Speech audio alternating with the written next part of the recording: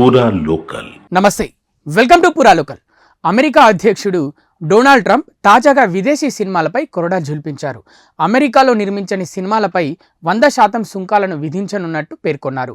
Hollywood ప్రస్తుతం సంక్షోభంలో ఉందని, నానాటికి ఇబ్బందుల్లో కూరుకుపోతుందని ఆందోళన వ్యక్తం చేసిన ఆయన, అమెరికా సినీ పరిశ్రమ అత్యంత వేగంగా మరణానికి చేరువ అవుతోంది అని సంచలన వ్యాఖ్య చేశారు. విదేశీ గడ్డపై నిర్మించిన సినిమాలకు తక్షణమే 100% సుంకాలు విధించాలని నిర్ణయించాను అన్నారు. వాణిజ్య విభాగం, వ్యాపార ప్రతినిధులు తగు విధంగా చర్యలు తీసుకోవాలి. అన్ని సినిమాలకు ఇది వర్తిస్తుంది. మనం కోరుకునేది అమెరికా సినిమాలోనే మళ్ళీ సినిమా నిర్మాణాలు జరగాలి అంటూ తన సొంత సామాజిక మాధ్యమం ట్రూత్ సోషల్లో పోస్ట్ చేశారు. అమెరికాలో విడుదల చేసే విదేశీ చిత్రాలకే ఈ టారిఫ్లు అమలు చేస్తారా, లేక విదేశాల్లో నిర్మించే అమెరికా సినిమాలపైనే వేస్తారా అన్నదానిపై స్పష్టత కొరవడింది. అయితే హాలీవుడ్ వెలుపల షూటింగ్ చేసే సినిమాలకు, టెలివిజన్ కార్యక్రమాలకు కొన్ని నగరాలు భారీ ఎత్తున పన్ను మినహాయింపులు కల్పిస్తున్నాయి. దీంతో ఇటీవల చాలా నిర్మాణ సంస్థలు తమ కార్యకలాపాలను హాలీవుడ్ నుంచి టొరంటో, డబ్లిన్ వంటి నగరాలకు తరలించాయి. ఈ క్రమంలోనే ట్రంప్ తాజా నిర్ణయం తీసుకున్నారనే వార్తలు వినిపిస్తున్నాయి.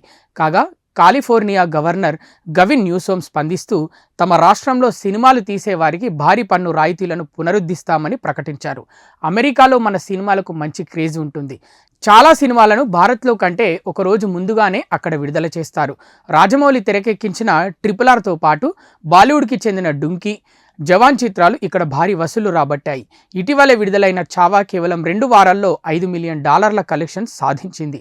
దీన్ని బట్టి అమెరికాలో మన సినిమాల పట్ల ఉన్న క్రేజ్ అంతా ఇంత కాదని అర్థమవుతుంది. బాలీవుడ్ సినిమా అయినా, టాలీవుడ్ చిత్రమైనా ఓవర్సీస్ కలెక్షన్లపైనే ఆధారపడే రోజులివి. ఇప్పుడు 100% సుంకాలు అమలైతే భారతీయ చలనచిత్ర పరిశ్రమ మనుగడ ప్రశ్నార్థకమవుతుందని ఓ తెలుగు నిర్మాత ఆందోళన వ్యక్తం చేశారు. ఉదాహరణకు, బయ్యర్ ఓ భారతీయ సినిమాను $1 మిలియన్ కొన్నాడనుకుందాం. 100% సుంకాలు అమల్లోకి వస్తే సదరు బయ్యర్ మరో $1 మిలియన్ అక్కడి ప్రభుత్వానికి చెల్లించాల్సి వస్తుంది. ఇది బయ్యర్కు భారం అవుతుంది. ఆ భారాన్ని ప్రేక్షకులపై వేస్తాడు. ప్రస్తుతం అమెరికాలో భారతీయులు ఎక్కువగా నివసిస్తున్న రాష్ట్రాల్లో టికెట్ రేట్లు $14 నుంచి $20 మధ్య ఉన్నాయి. 100% సుంకాలు గనుక అమల్లోకి వస్తే అప్పుడు $14గా ఉన్న టికెట్ రేట్ను $28కు పెంచక తప్పదు. స్థానిక పన్నుల్ని కూడా కలిపితే కనీస టికెట్ రేటు $30కు చేరుకుంటుంది. అప్పుడు $30 టికెట్పై స్థానిక పన్నులు, distributor share, theatre owner share పోగా నిర్మాతకు $15 మిగులుతాయి.